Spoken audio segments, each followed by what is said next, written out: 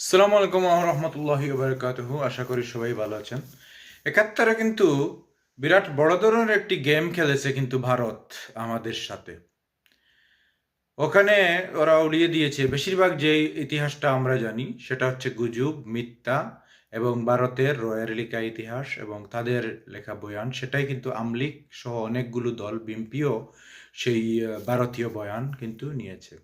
সবাইকে লিখেছে বইতে যে যৌথ বাহিনী বাংলাদেশ এবং ভারতের যৌথ বাহিনী সারেন্ডার করেছে এই পাকিস্তানি বাহিনী, মানে ভারত এবং বাংলাদেশের যৌথ বাহিনীর কাছে সারেন্ডার করেছে। কিন্তু সেখানে কি আমাদের সেনাবাহিনী প্রধান আতাউল গনি উসমানি কি উপস্থিত ছিলেন? না।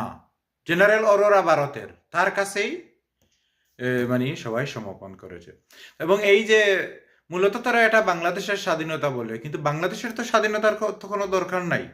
কারণ আমি একটা উদাহরণ দিয়ে বলি, আমাদের যদি আমার নিজস্বভাবে ৪টা ফ্যাক্টরি থাকে এবং ৪টা বাড়ি থাকে, তখন এবং প্রত্যেকটা বাড়ি ফ্যাক্টরি আমার অধীনে থাকে, তখন আমি কি করব?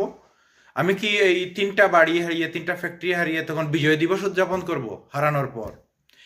ব্যাপারটা হচ্ছে তখন বাঙালিরা ছিল সংখ্যাগরিষ্ঠ, পূর্ব পাকিস্তানেই ছিল ১৭০ আসন, সংরক্ষিত আসন মিলায়া, এবং পূর্ব পাকিস্তানের দলগুলোই বেশিরভাগ জিততো। আমরা জানি যুক্তফ্রন্ট, আওয়ামী লীগ, সোহরাওয়ার্দীর শেরেবাংলার সময় থেকে সবসময় বাঙালিরা জিততো, কারণ আমরা ছিলাম সংখ্যাগরিষ্ঠ ৭.৫ কোটি, আর ওরা অবাঙালি ছিল মাত্র ৪.৫ কোটি, যারা পশ্চিম পাকিস্তানে বাস করতো। এবং পশ্চিম পাকিস্তান আমরা জানি ওইটা বিগ এলাকা, ৪ কোটি লোক ওইখানে বিগ এলাকা পেয়ে গেছে, ৩টা প্রদেশ ওইখানে, কিন্তু মানুষ মাত্র ৪.৫ কোটি।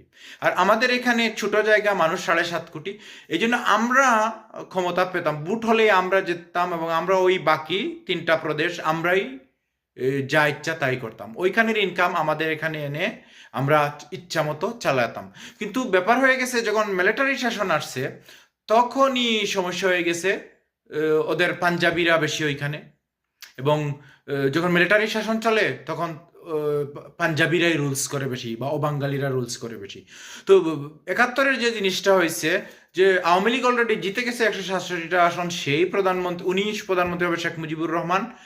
এটা নিয়ে টালবাহানা করছে বুট্টু, কারণ পিপলস পার্টি ওইখানে ৮৮ আসন পেয়েছে, শেখ মুজিব এখানে ১৬৭ আসন পেয়েছে, সেটার সমঝোতা করা। কিন্তু এখানে কিন্তু দেশ ভাগ করার জিনিসগুলা কোত্থেকে আসছে সেটা তো আমাদের বোধগম্য নয়। কারণ যেহেতু ৩টা প্রদেশ, ৩টা সম্পদে ভরপুর প্রদেশ, যেটা বাঙালিদের অধীনে, আমরাই লাখ লাখ কোটি কোটি মিলিয়ন মিলিয়ন অর্থ ওইখান থেকে যোগ হইতো, আমরা ৭.৫ কোটি, এটা আমরাই ভাগ বেশি পেতাম, এবং আমাদের